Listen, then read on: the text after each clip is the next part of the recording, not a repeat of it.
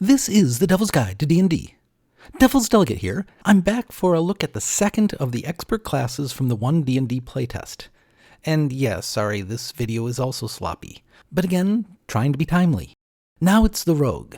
My general feelings? For most players, this is fine. Maybe a bit of a boost depending on the level. What WotC's done, for the most part, is close loopholes. The result is that the One D&D Rogue is close in power to the 5e Rogue, generally. However, for a few players, more advanced players who know the tricks and build with party cooperation in mind, the Rogue's been nerfed. It's nothing like the way the Bard was burned down, but some advanced players aren't going to be pleased. We do have a buff even before we get to the class, which is the change to 2-weapon fighting, which here has been shifted into the light weapon property. If you're attacking with light weapons in both hands, your offhand weapon attack doesn't require a bonus action. It's part of your action. And this new 2-weapon fighting isn't limited to melee weapons. So 2 light crossbows gives you 2 attacks without touching your bonus action. But don't get too excited about that, as you still need a free hand to load the crossbow, even if you've got a feat that ignores the loading property. Though everyone seems to ignore that. Since rogues always had something to do with their bonus actions, this is of significant help to rogues, particularly the melee ones. To the rogue itself? First, a few minor changes under proficiencies. They've shortened the list of weapons. Now they just have simple weapons and martial weapons with the finesse property. That covers rapiers, and under the current definitions, adds scimitars and whips. But it eliminates long swords and hand crossbows. Also, the rogue no longer has performance as a skill. Okay. At first level, expertise no longer includes thieves' tools. It seems, in One D&D, that unlocking doors will be done with sleight of hand, but since thieves' tools also apply, you get advantage on the roll. So you'll get expertise in sleight of hand, and your lock and trap checks will be done with advantage. Kind of a buff? Now there's sneak attack. For most people, nothing's changed. But for some, the change is the wording, once on each of your turns, instead of once per turn. So no more reaction sneak attacks. No more sneak attacks when granted an attack from another character, like the Order Cleric. No more using haste to get an extra sneak attack by readying an action. For some players, this is going to be a big nerf. Alright, cunning action is the same. The rogue subclass at 3rd is the same, but when the additional subclass features come in, it has changed. Was 9th, 13th, and 17th, and here 6th, 10th, and 14th. That change looks like it will be consistent for all classes. Now here is what I think is the biggest nerf. Steady aim, the optional feature that came in with Tasha's, is missing. But then what does it mean for the game to be backward compatible? Can we still use the optional features from Tasha's? If so, then this is okay. Otherwise, ranged rogues just got a nasty hit. The 4th level ASI is now designated as a feat, since ASIs are feats, so no change. And Uncanny Dodge at 5th, no change. 6th is now a subclass feature, so Evasion got moved to 9th. Evasion is a good feature, and I've seen it shrug off a lot of damage. So a nerf, but how much of a nerf depends on what subclasses are bringing in. And based on a few like the Phantom, the trade-off would be well worth it. Except that's not how they tell us to use old subclasses, but to gain their features when those subclasses say. But I think everyone will ignore that. I will. 7th is the 2nd dose of expertise, instead of 6th. Minor nerf, but no big deal. 8th grants a feat, like before. 10th, another feat, like before. This is the rogue's extra one. And also a subclass feature, so this is going to be a good level for a rogue.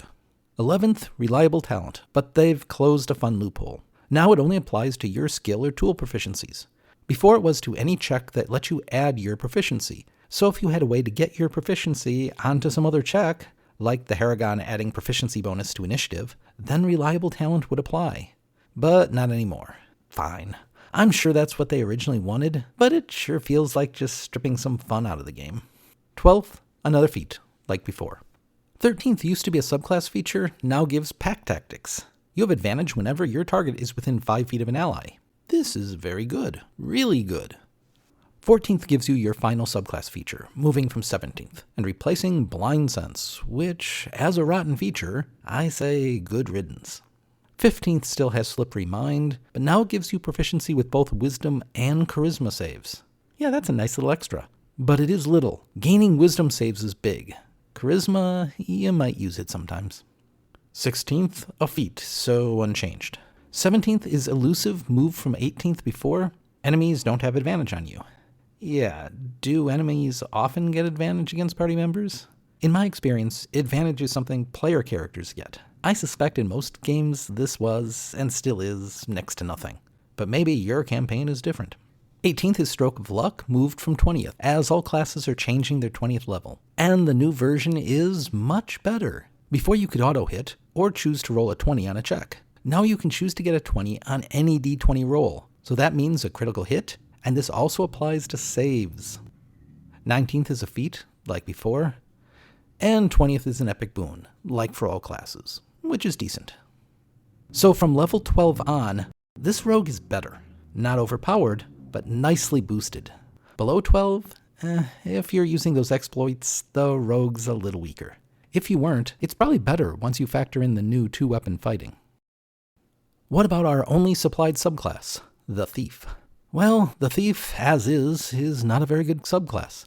I rank it 6th among rogue subclasses, and that's because the only ones worse than it just stink.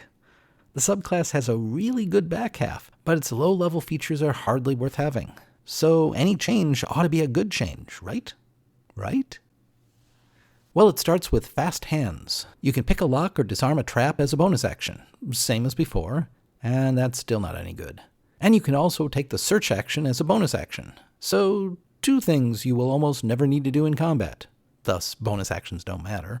What's missing is you no longer can take the use an object action, which lots of people were confused about and thought they could use this to activate a magical device or drink a potion, so that confusion is gone.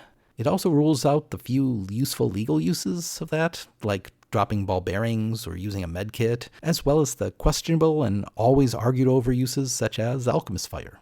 So it wasn't any good before, and it isn't now, but at least it's clear.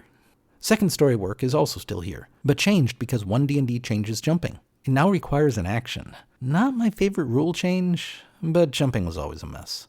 You still get a climb speed, which is okay, and then you use your dex for jumping instead of strength. With the new rule, I'd say this is a little better than the old version. 6th has a new version of Supreme Sneak, moved from 9th. You have advantage on stealth checks as long as you aren't in medium or heavy armor. The old required you to be moving at half speed. That makes this a touch better, depending on your armor. Mainly it's better because it comes early, since reliable talent makes it pointless either way. Now you have 5 levels before this becomes junk, instead of 2. Yeah, it still looks like the Thief is lame at low levels. But the next feature comes early, 10th instead of 13th, and it was a great one. Use Magic Device. This let a rogue use magical items from any class or race, so grab that Holy Avenger and Staff of Power. Yeah, it was good. And now, you get 1 extra attunement slot. Huh, okay. If a magic item uses charges, you can not expend the charges a 6th of the time. Alright. And you can use spell scrolls, but need to make a check if the spell is above 1st level. This seems a lot less. I've heard a few people saying that the scroll use is new, but nope. Sage Advice has clarified that the current Thief could use scrolls, and with no check required. Yeah, this is a lot weaker, and a lot less cool. Coming 3 levels earlier helps, but this is a nice feature. Not a great one. Not one to make me take this subclass. And the capstone at 14, instead of 17th, is Thieves' Reflexes. You can take a second cunning action, and can do this on proficiency bonus number of turns. Okay, that's nice. Of course my options are dash, disengage, hide, search, or pick a lock, so I've probably already done the one I needed to do with my first bonus action, so this doesn't add much. But every once in a while it will be good to disengage and then run away. Sure. The old version let you take 2 turns in the first round of combat. That was fantastic. This is okay. Yeah, I understand them nerfing it, moving it forward 3 levels, but that's one hell of a nerf. Look, the Thief was never worth playing. It was only good if you could switch to it at 13th level, or if the campaign was all high level, in which case, yeah, it was good. This version is more even, but it's never worth playing. Since it was only a subclass I'd look at in those narrow circumstances, WotC messing it up isn't a big deal. As for the base class, I'm okay with it. Not excited, but okay. If we still get Tasha's optional features, I'm still okay with it, but it's a higher okay. And that's the new rogue.